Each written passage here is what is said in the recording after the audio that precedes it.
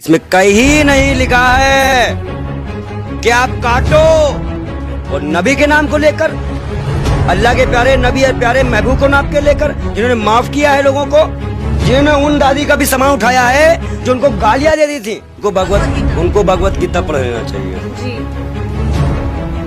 वो लोग हिंदू नहीं है, पैसा लेके दलाली कर रहे हैं। लेकिन हिंदू ही कैसे खुद को कहते हैं? मैं कह रहा हूँ भगवत गीता पढ़ ले। ये मानसिकता बनाई जाती है। कौन बना रहा है ऐसी मानसिकता? नुपुर शर्मा की गिरफ्तारी को लेकर कब से बवाल चल रहा है, मकान तोड़े जा रहे हैं, गिरफ्तारी क्यों नहीं की जा रही है? कहाँ गया वो ड्रोन जो सबको पकड़ लेता था मोदी जी वाला? मैं तो कह रहा हूँ जितने मुसलमान सब भाजपा में चले जाएं, भाजपा हार जाएगी। क्यों? मुद्दा ही खत्म।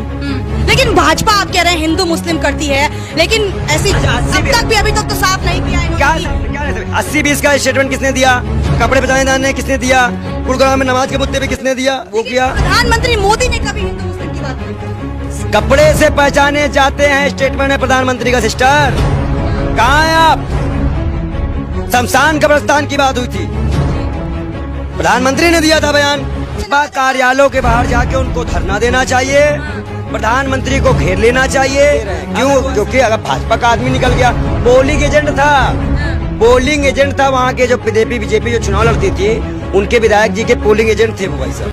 लेकिन वो पोलिंग एजेंट के आप कह रहे हैं विधायक के रात वाले में उनको सम्मानित भी किया जा रहा है कमल के पट्टे। उदयपुर में जो घटना हुई है उसके बाद अब पूरे देश में जो सबसे ज्यादा नजर टिकी हुई है वो इस बात पर जो दो युवक हैं उनके तार अब भारतीय जनता पार्टी से जुड़े हुए बताए जा रहे हैं, और साथ ही ये बताया जा रहा है कि बेहद करीबी थे वो भारतीय जनता पार्टी के। इस वक्त हमारे साथ बातचीत करने के लिए मौजूद हैं महंत विजय शर्मा, जिनसे बातचीत करेंगे और जानेंगे कि जिस तरीके से उदयपुर की घटना में कन्हैया लाल के साथ जो भी हुआ, उनकी हत्या कर दी जाती है, उसके बाद पहले तो मुसलमानों को टारगेट बनाया जाता है, उसके बाद फिर से सामने ये आता है कि वो तो भाजपा के ही कार्यकर्ता थे, भाजपा के सबसे करीबी थे वो लोग।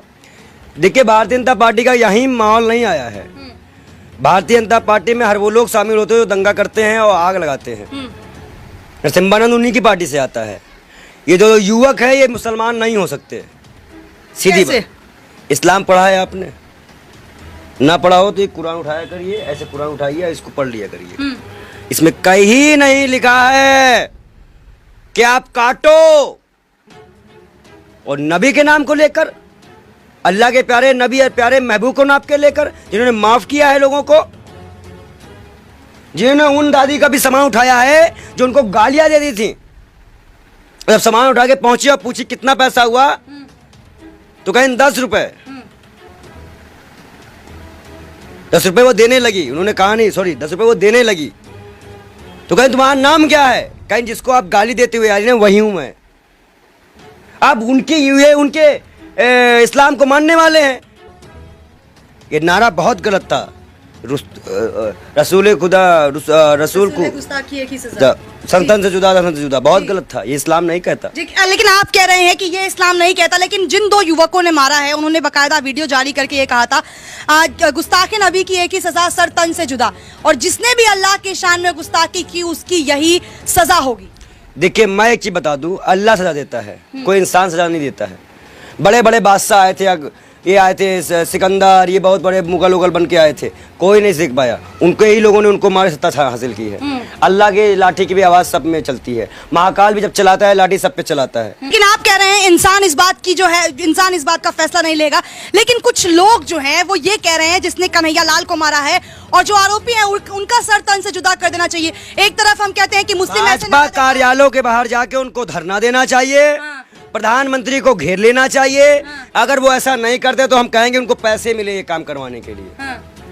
किसको पैसे मिले? जो एक बोल नारे दे रहे हैं। क्यों? क्योंकि अगर भाजपा का आदमी निकल गया, पोलिंग एजेंट था वहाँ के जो बीजेपी जो चुनाव लड़ती थी, उनके विधायक जी के पोलिंग एजेंट थे वो भाई साहब।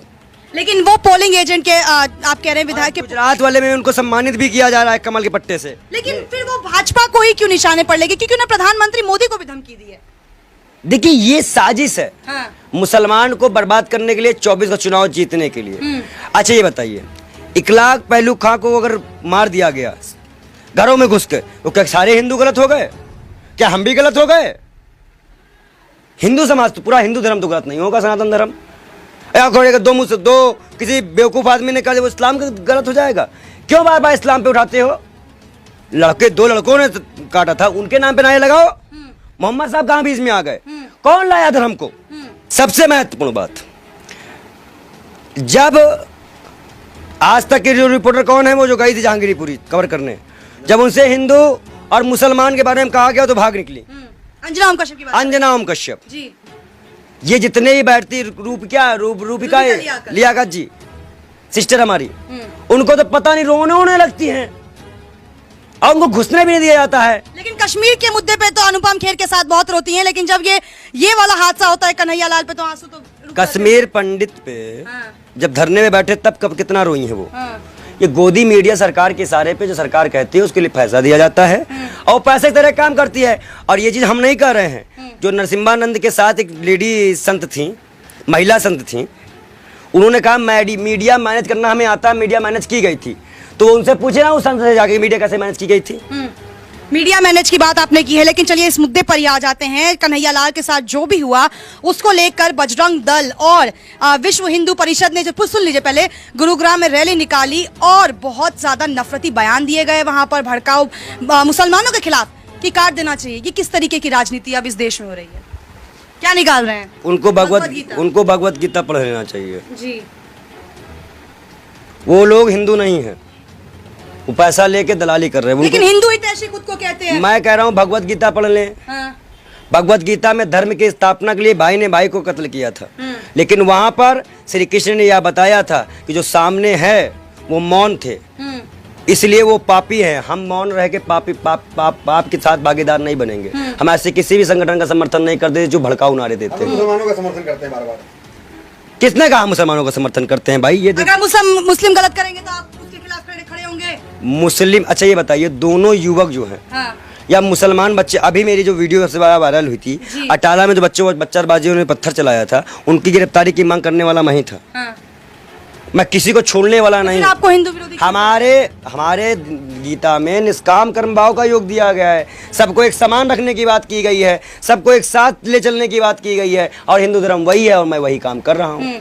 अब मुझे किसी की सर्टिफिकेट की जरूरत नहीं है। लेकिन आपने हिंदू धर्म की भी परिभाषा दे दी और आपने साथ ही जो कुरान है उसकी भी सही परिभाषा आपने दे दी, लेकिन लोगों के मन में जो ये विचारधारा है कि इनकी तो किताबों में ही लिखा है, और खुद आरिफ मोहम्मद है जो राज्यपाल है केरल के, उन्होंने भी ये साफ कर दिया है कि मदरसों से जो शिक्षा मिलती है, इसी के कारण जो हादसा हुआ है उदयपुर में, वो इन्हीं सब चक्कर में हो रहा है। तो क्या जो संघ में जो लोग तलवार उठा के दिखाते हैं वो भी वहां भी नफरत बांटी जाती है?